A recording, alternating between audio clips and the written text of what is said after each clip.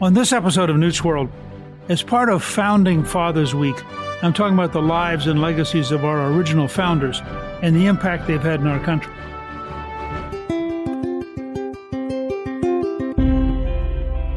On this episode of Newt's World, John Hancock was an American founding father, merchant, statesman, and prominent patriot of the American Revolution. He served as president of the Second Continental Congress and was the first and third governor of the Commonwealth of Massachusetts. And perhaps he is remembered best because of his huge signature of the Declaration of Independence.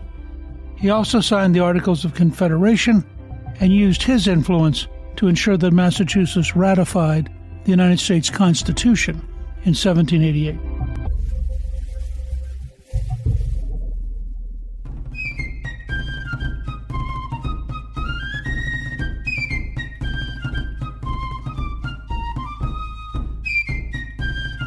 Hancock had a fascinating life. He was the son and grandson of ministers. Born January 12, 1737, he was sort of destined to become a minister. However, his life changed when Hancock was 7 years old, after his father died, and his mother, brother, and sister went to live with his grandparents in Lexington, Massachusetts. Hancock's stay in Lexington was brief, as his grandfather sent him to Boston to live with his Uncle Thomas and Aunt Lydia, who had no children of their own. They wanted to have a better schooling to prepare him for Harvard College. His uncle was one of the richest merchants in Boston and lived in a mansion on top of Beacon Hill. Hancock attended Boston Latin School and graduated from Harvard in 1754 at the age of 17. Instead of following in his late father and grandfather's footsteps, Hancock returned to his uncle's to work in his merchant business. And notice, he was graduating younger than many Americans today enter college. When his uncle died in 1765, Hancock, who was 27 years old at the time, inherited his uncle's entire fortune and the merchant business. Now, Hancock was actually more interested in politics than in business, and in 1765, he was elected as a selectman of Boston. When the British government passed the Stamp Act, initially Hancock was not opposed to the act, but after witnessing the protest in Boston, he changed his mind. He then started participating in the protest by boycotting the importation of British goods, and that made him popular with people in Boston. In 1766, Samuel Adams voiced his public support for Hancock, which helped him get elected to the Massachusetts House of Representatives. And by the way, that must have been quite a contrast between the oratory of Samuel Adams and the merchant background of Hancock, and made him quite a pair as allies. When Parliament passed the Townshend Act, colonists began smuggling goods to avoid paying taxes, which caused British ships to illegally search and seize ships. In April 1768, a British customs agent illegally boarded Hancock's boat, Liberty. And it tells you a little bit psychologically about where Hancock's coming from, that he would name his ship Liberty. Hancock demanded to see warrants authorizing the search, and when the official was unable to produce the documents, he was asked to leave. On May 9, 1768, Hancock's ship came into port with Madeira wine, and customs officials again visited his boat. But this time, they had the proper warrants. The ship was loaded onto the dock, and Hancock paid the customs fee. But the officials thought that his shipment of wine, 25 casks, which was about a quarter of what the ship could hold, seemed too small, and speculated that he had smuggled some of the wine before coming into port. A month later, on June 9, 1768, Thomas Kirk, the customs official who boarded Hancock's boat a month earlier, changed his initial story and accused Hancock of offering him a bribe. He claimed that Hancock offered him several casks of wine if he told the British government that his ship only contained 25 casks, so that he could avoid paying the fee. He insisted that he did not take the bribe, but Hancock's captain, John Marshall, had threatened him if he ever told the truth. John Harrison, the official collector of the port, brought Kirk's statement to the commissioners and wanted to place the king's mark on Hancock's boat, waiting for legal proceedings. Comptroller Benjamin Hallowell, however, urged him to seize the boat instead, so Harrison enlisted a crew. Another smuggler, Daniel Malcolm, and a handful of men saw Harrison boarding the boat and argued that they should at least wait for Hancock to arrive first. A fight broke out between the men, but Harrington and his crew still managed to bring Hancock's boat onto the side of their boat, capturing it. Hollowell, Harrison, and his son fled the fight on the wharf with scrapes and bruises.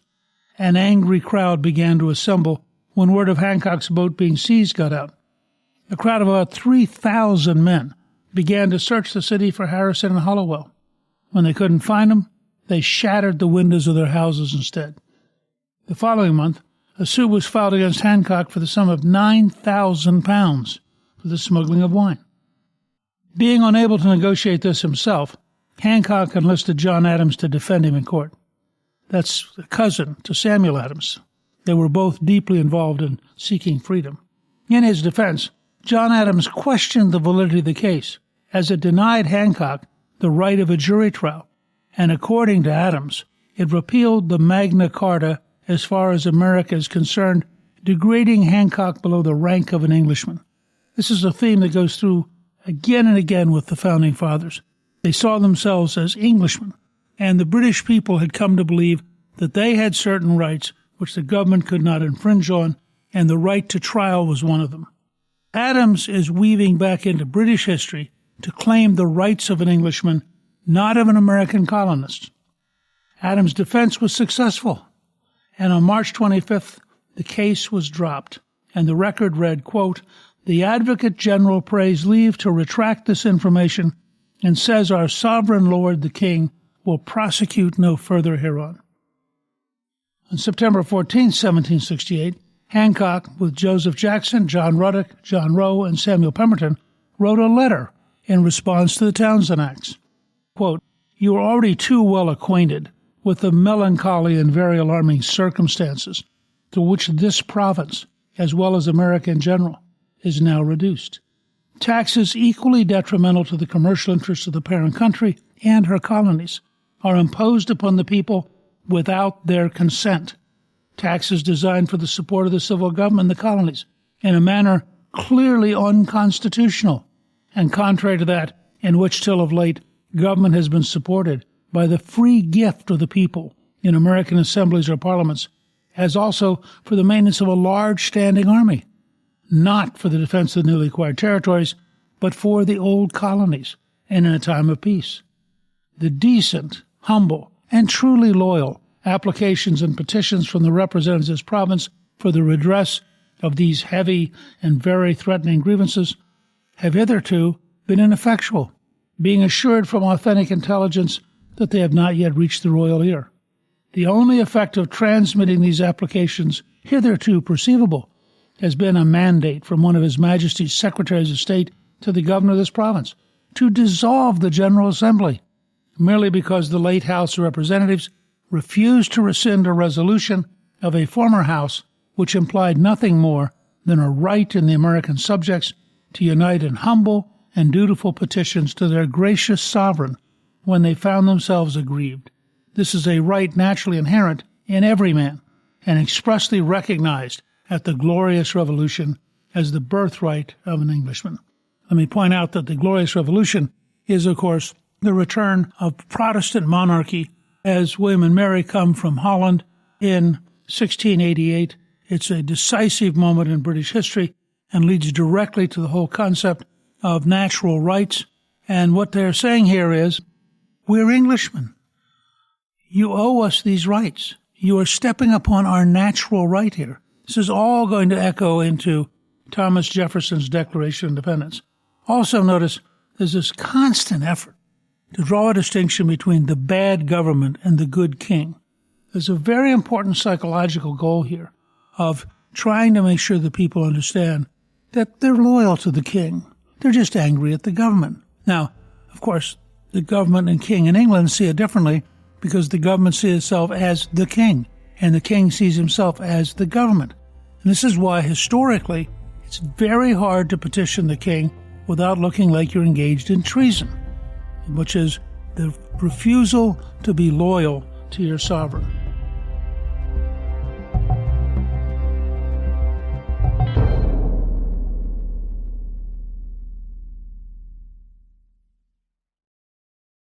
Hi, this is Newt. In my new book, March to the Majority, The Real Story of the Republican Revolution, I offer strategies and insights for everyday citizens and for seasoned politicians. It's both a guide for political success and for winning back the majority in 2024. March to the Majority outlines the 16-year campaign to write the contract with America, explains how we elected the first Republican House majority in 40 years, and how we worked with President Bill Clinton to pass major reforms, including 4 consecutive balanced budgets. March to the Majority tells the behind-the-scenes story of how we got it done. Go to gingrich360.com/book and order your copy now. Order it today at gingrich360.com/book.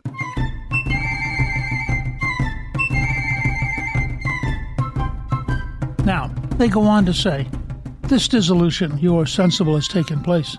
The governor has publicly and repeatedly declared that he cannot call another assembly, and the Secretary of State for the American Department, in one of his letters communicated to the late House, has been pleased to say that proper care will be taken for the support of the dignity of government, the meaning of which is too plain to be misunderstood.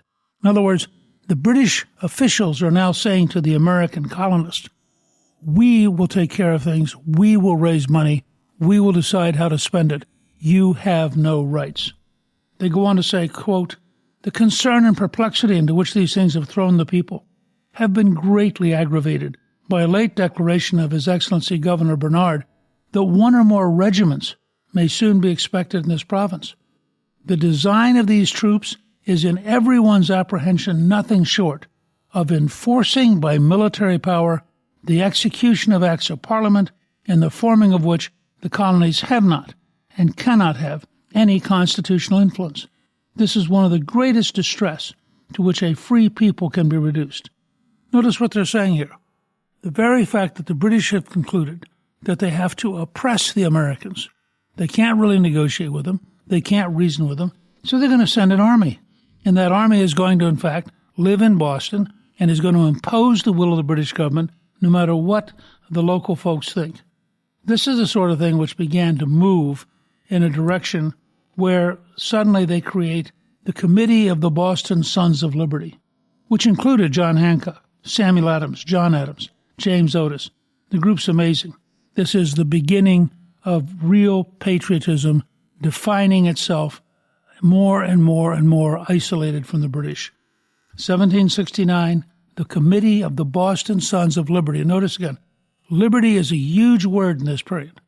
1840, an older man was asked, why did you fight the revolution? They were looking for the Stamp Act or the tax on tea or whatever. He said, we aim to be free, and they aim that we shouldn't.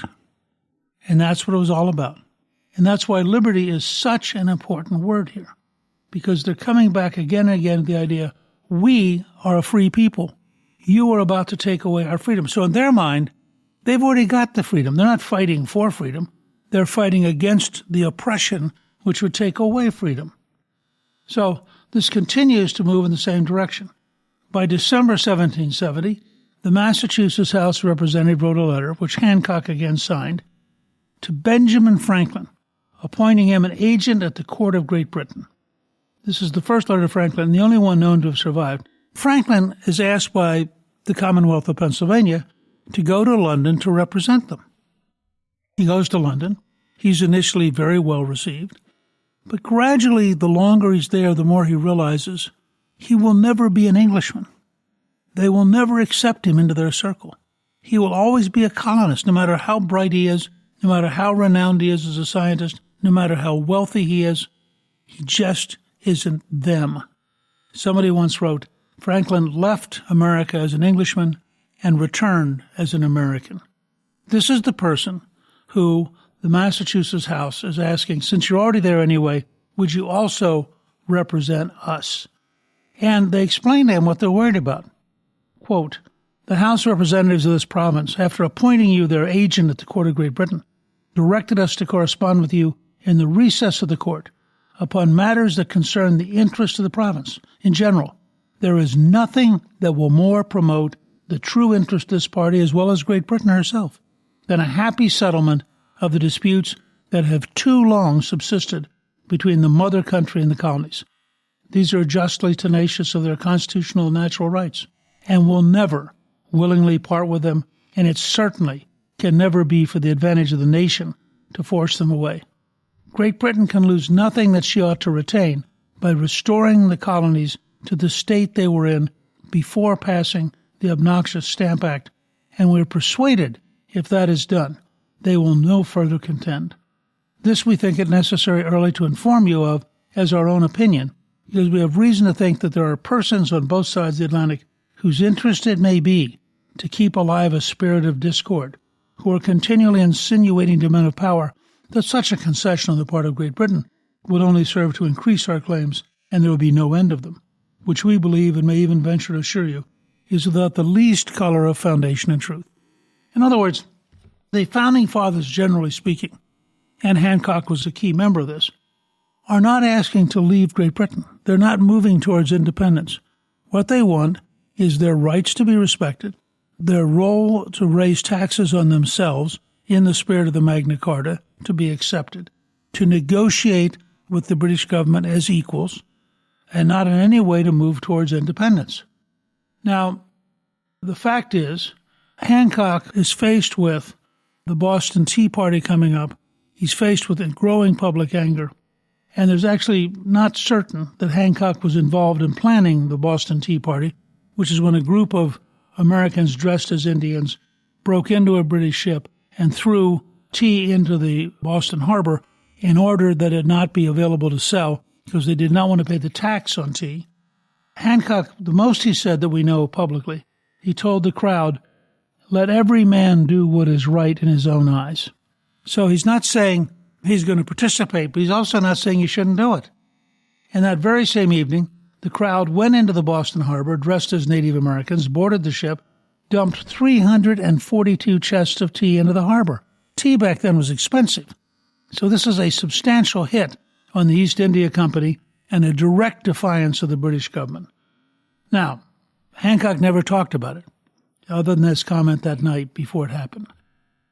Now, there also, as a part of this growing separation, there was an annual commemoration of the Boston Massacre, which in 1771, British soldiers who were rattled shot and killed several Massachusetts colonists. And so Hancock was chosen on March 5, 1774, to read the third annual oration to commemorate the Boston Massacre.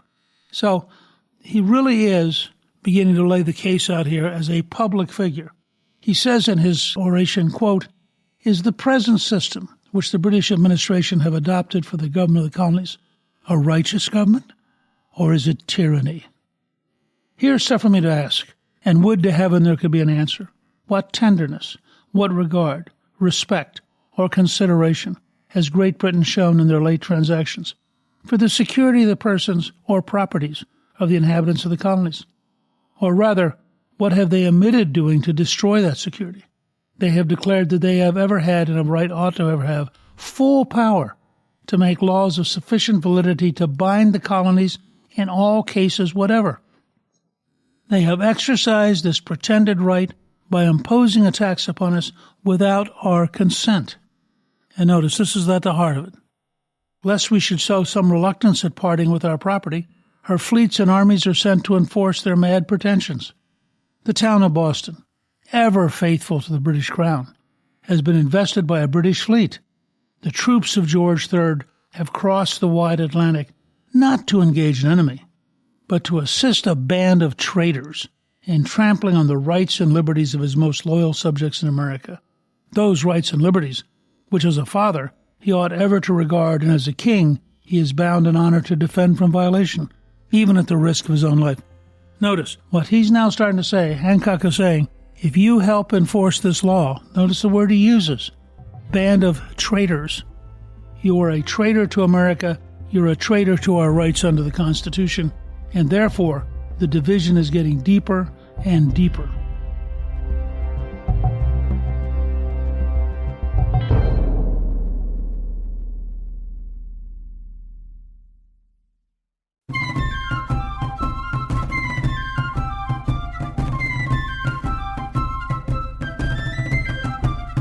That year, he's elected as a delegate to the First Continental Congress, called to bring together the colonies to talk about what's going on. And he's also faced with the fact that living in Boston is less and less safe because the British could come and arrest him at any time. So Hancock moves to his grandfather's home in Lexington.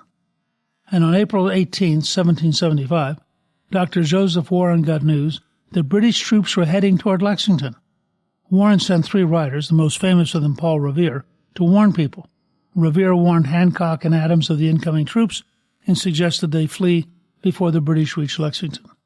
This is the first real moment of violence, because what had happened was the American militia had been practicing. And this is one of the great differences, and of course is behind the whole notion of the Second Amendment and the right to bear arms. The British Army was very good at putting down peasant revolts. They'd put down revolts in England, in Scotland, in Wales, in Ireland. And so they marched out of Boston, assuming this would be just like all those other peasant revolts. But they had a problem. They were now faced with a free people who had weapons and who had been practicing, and also people who, frankly, went deer hunting and generally actually provisioned their houses by their effectiveness as hunters. The result was a disaster for the British Army. They were shot at all the way back to Boston. They took a substantial number of casualties. Suddenly, what was then called the shot heard round the world, the Americans stood up and said, "If you try to take our weapons, we will shoot you." Across all of the colonies, people were shaken because suddenly this was a real fight. This wasn't just words. The British Army had attempted to do something which would have stripped the Americans of their ability to be free. Shortly after that, Hancock was elected president of the Second Continental Congress. He is a significant figure in the development of the ideas and the movement that leads to American freedom. As president, he presided during the discussion on the appointment of commander-in-chief for the Continental Army. Now, this is a very interesting moment in American history. They need an army in order to stand up to the British. However, that army is going to be in Boston. It's going to be largely New England. And they have to find a way to unite all of the colonies into this fight and not just have it be a New England fight. Now, one of the great moments of theater, there's a very tall man walking around wearing the uniform of a Virginia militia officer, Colonel Washington, who says to everybody, "Oh, I don't know why you would think of me as the commander. I'm not sure I could be the commander. I'm not really sure I could do the job." But he's the only guy at the whole place wearing a uniform. And it's just one of those things about Washington, who's very understudied, but very strategic. So, of course, they pick Washington. And now you have this Virginian going to Boston to lead a largely New England army. Remember, the accents were wildly different. And there was this whole sense of getting used to each other. Washington does a brilliant job.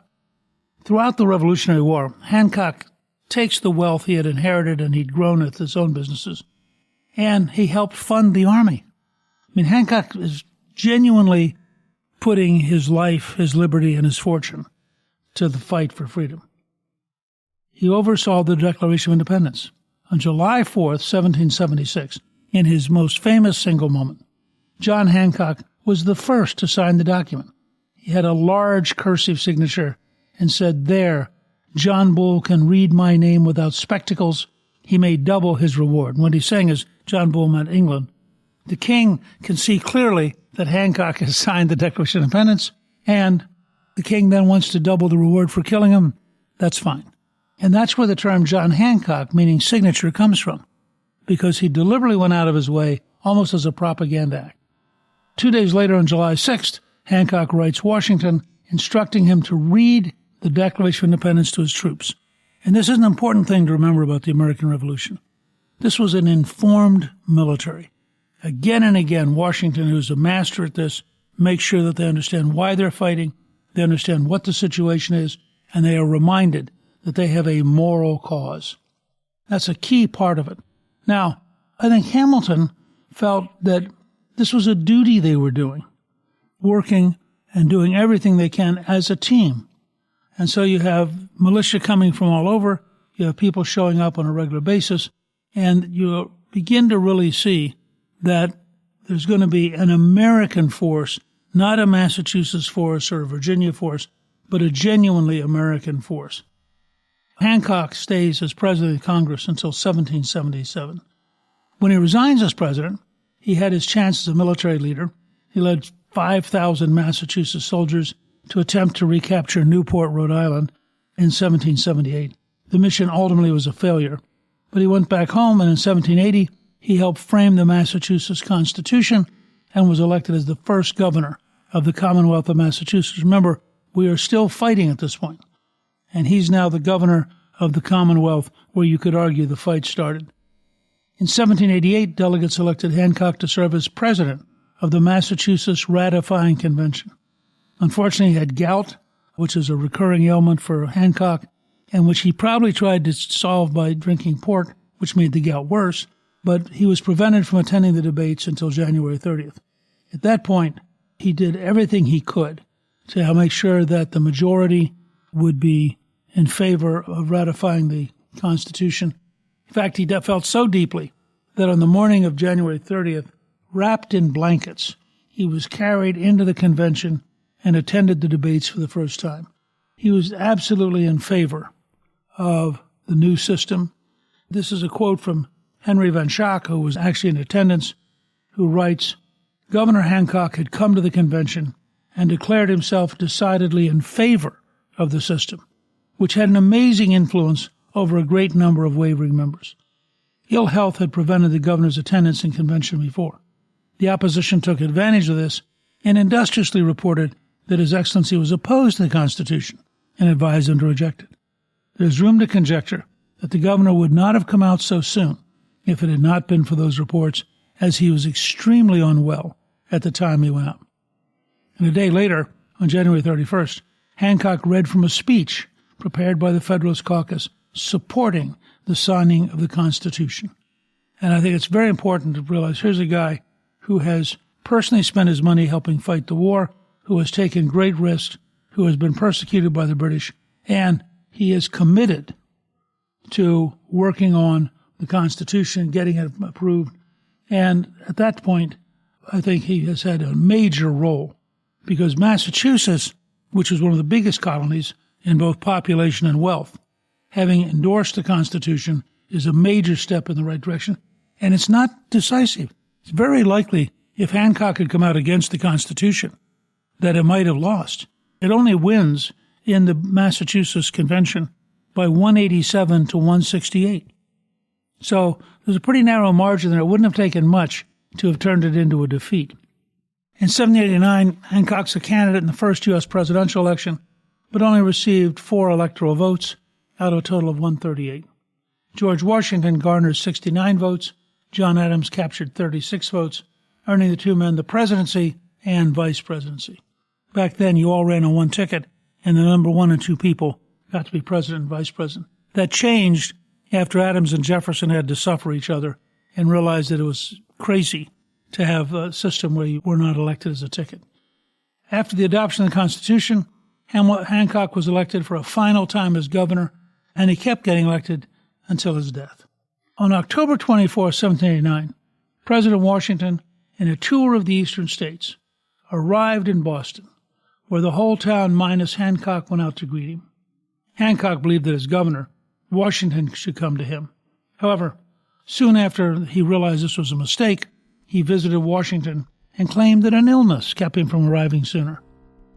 On October 8, 1793, Hancock, while still in office, died at the age of 56 and received one of the largest state funerals from his longtime friend, Samuel Adams.